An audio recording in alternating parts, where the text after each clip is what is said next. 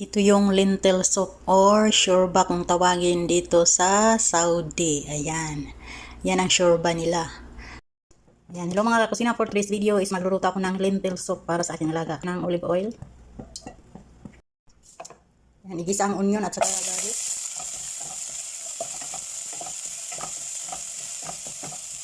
Lagyan natin ng dried lemon.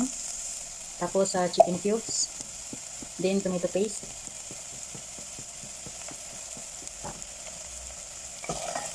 Igisa.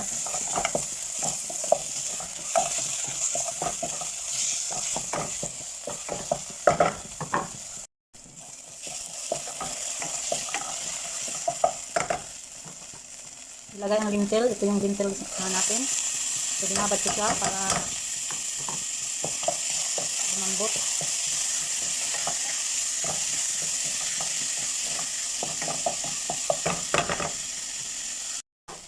Lagyan natin ng kamatis.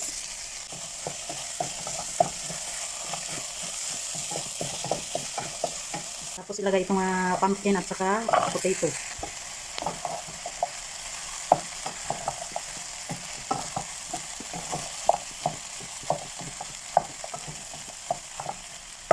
Tapos lagyan natin ng tubig. Ayan, takpan. Hintayin na maluto ang gulay. Ayan, check natin yung ating lentil. Lentil soup. So, kumulo na siya. So, ayan, hintayin lang natin na maluto yung lumambot yung gulay. Ayan, check natin yung ating lentil soup. Tingnan natin kung luto na yung gulay. Ayun, malambot na siya mga kusina. So, pero timplan muna natin.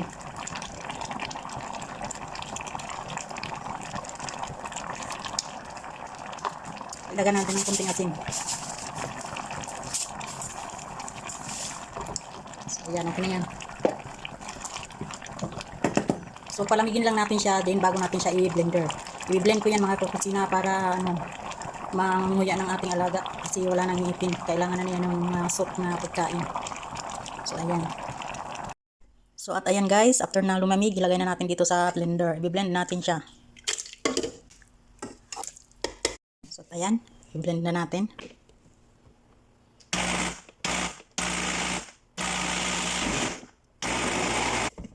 Ayan. Diba? Ayan na siya. Pinong-pino na.